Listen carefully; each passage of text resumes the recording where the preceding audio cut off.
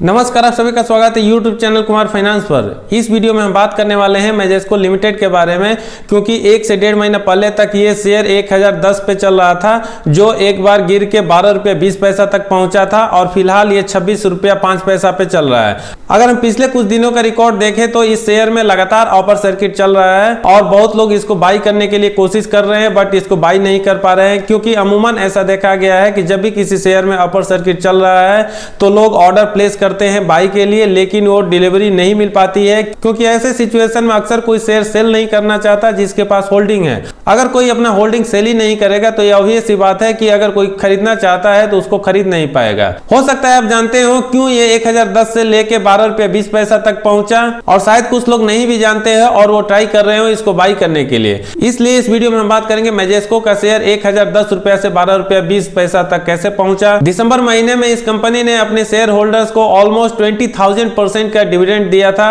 वो किस सिचुएशन में आया था, क्या ये राइट टाइम है इस शेयर को खरीदने के लिए? अगर मौका मिलता है तो हम इसका रिसेंट पास्ट का डेटा खंगालेंगे और समझने की कोशिश करेंगे जो भी डेवलपमेंट्स हुए रिसेंट में, और शायद उसके बाद आप डिसीजन लेने में कामयाब हो कि इस शेयर में इन्वेस्ट करना चाहिए, चाहे लॉन्ग टर्म हो या शॉर्ट टर्म हो। इसलिए स्टार्ट करते हैं ये वीडियो।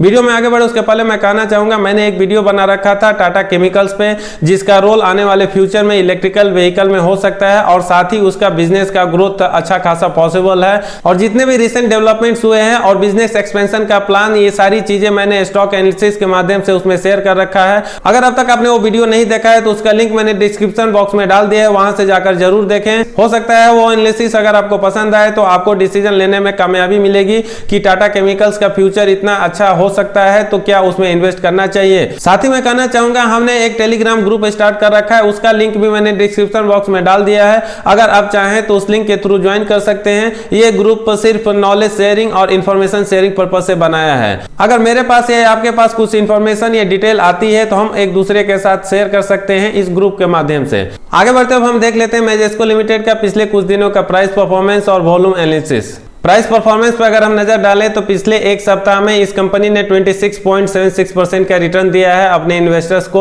और जैसा कि मैंने बताया पिछले कुछ दिनों से लगातार इसमें अपर सर्किट चल रहा है, जिसकी वजह से ये परसेंटेज निकल के आ रहा है ग्रोथ का। एक महीने के प्राइस परफॉर्मेंस में इसने अपने शेयर होल्डर को 97.35% का निगेटिव रिटर्न दिया है, जबकि 3 महीने के रिकॉर्ड के हिसाब से भी ऑलमोस्ट 97% का निगेटिव रिटर्न दिया है। इसके पीछे कुछ रीजन है जो आगे वीडियो में हम देखेंगे। वॉल्यूम एनालिसिस में जो टुडे का डेटा दिया हुआ है ये 15 जनवरी 2021 का है, और एनएससी प्लस बीएससी मिला के इसमें टोटल 57.54 थाउजेंड से ट्रेड होता है।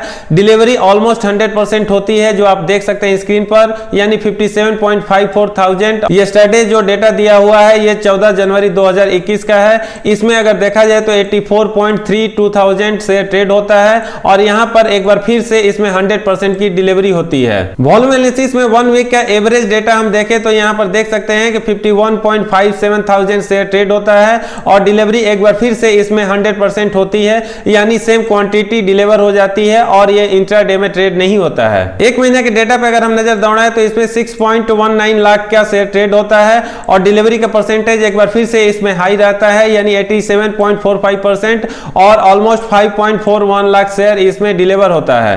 करंट वॉल्यूम एनालिसिस के बेसिस पे हम कह सकते हैं कि हो सकता है आने वाले टाइम में भी इसमें अपर सर्किट चलता रहे, अगर लोग ऐसे ही बाई का ऑर्डर प्लेस करते रहे, और जिनके पास होल्डिंग है अगर वो अपना शेयर सेल करना ना चाहें। फिलहाल हम वीडियो में आगे बढ़ते हैं और जानते हैं इसके शेयर प्राइस में इतना डिटोरिएशन क्यों देखने को मिला, और इतना हाई % डिविडेंड देने के पीछे क्या लॉजिक या कारण रहा।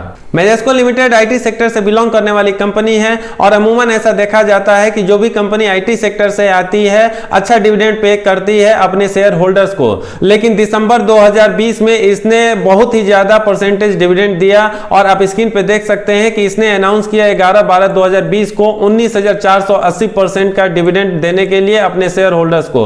अगर पर शेयर हम रेट इसका निकालने जाए तो ये करीब 974 रुपया पर शेयर बन के आ रहा है, जो कि मुझे ऐसा लगता है कि इंडियन हिस्ट्री में शायद ये सबसे ज्यादा परसेंटेज डिविडेंड देने वाली कंपनी है, और साथ ही अगर पर शेयर इसका हम रेट देखें तो ये भी शायद सबसे ज्यादा होगा। अब सवाल ये उठता है कि ये कंपनी इतना हाई परसेंटेज डिविडेंड क्यों दी अपने शेयर होल्डर्स को। उसके लिए मैं आपको दूसरे साइट पे लेके जाना चाहूंगा जहां पे पिक्चर आपको शायद क्लियर हो जाए। मैं आ चुका हूं अब स्क्रीनर.इन के साइट पे, और आप देख सकते हैं कि जो मैजेस्को लिमिटेड का यहाँ पे डेटा दिया हुआ है, इसका बुक वैल्यू 1084 हो जाता है जब इसके प्रोमोटर्स ऑलमोस्ट 100% अपना स्टेक सेल कर देते हैं किसी और को। जब इसके प्रोमोटर्स ऑलमोस्ट 100% स्टेक सेल कर देते हैं, उसके बाद से इसका मार्केट कैप 74.6 करोड़ बन जाता है, लेकिन इसका बुक वैल्यू 1084 रुपीज हो जाता है। और इतना ज्यादा बुक वैल्यू होने का मतलब है कंपनी को ज्यादा टैक्स पे करना पड़ेगा, और साथ ही कुछ और रीजंस भी है जिसकी वजह से इस कंपनी के प्रोमोटर्स ने एक बहुत ही बड़ा डिविडेंड पे आउट कर दिया अपने शेयर होल्डर्स को, ताकि इसके बुक वैल्यू को कम किया जा सके। जैसा कि मैंने बताया, इतना ज्यादा डिविडेंड पे आउट के पीछे जो कारण रहा, इसका बुक वैल्यू जो कंपनी को सेल होने के बाद इसका बढ़ गया था। यहाँ पे एक और सवाल उठता है कि जब इसके शेयर प्राइस में इतना बड़ा फॉल देखने को मिला तो क्या किसी शेयर होल्डर्स को नुकसान हुआ?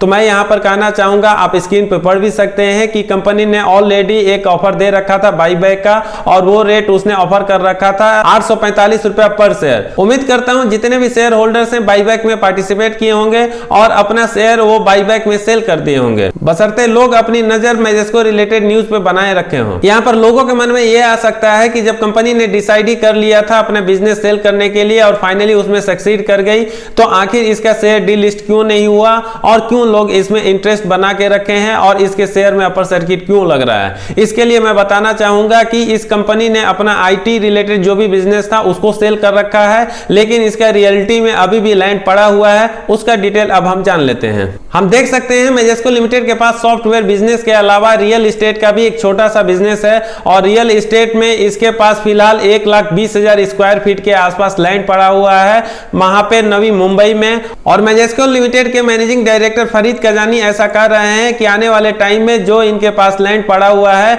उसको सेल करके इसके इक्विटी शेयर होल्डर्स को दे देंगे, लेकिन फिलहाल वो इसके लिए वेट कर रहे हैं। और जैसे ही रियल एस्टेट में इंप्रूवमेंट आता है, उस प्रॉपर्टी को भी सेल करके जितने भी शेयर होल्डर्स रहेंगे उनको वो इक्वली डिस्ट्रीब्यूट कर देंगे, यानी जिसके पास जितना शेयर उस हिसाब से उसको पैसा दे दिया जाएगा।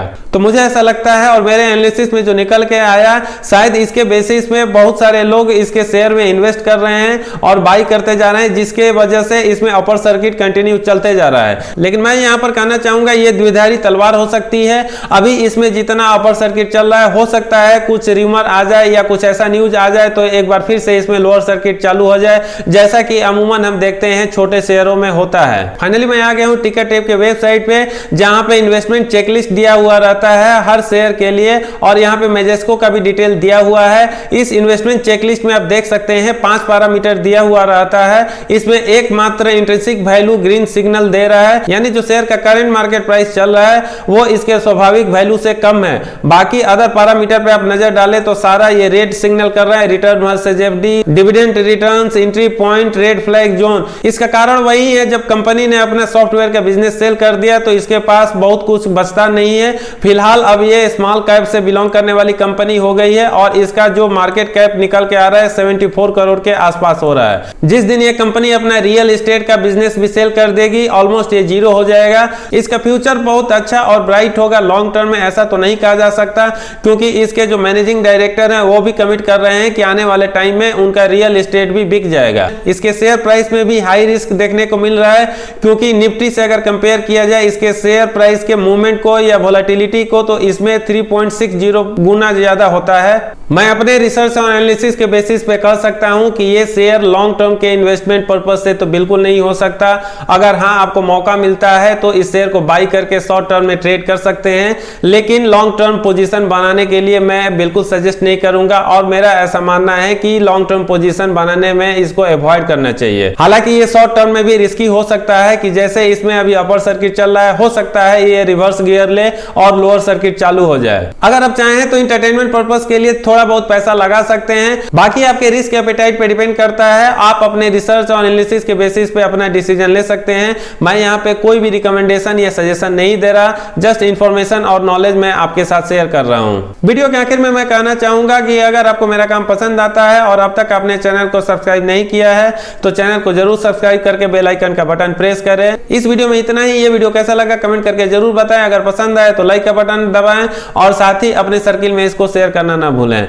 लास्ट तक वीडियो देखने के लिए धन्यवाद। जय हिंद।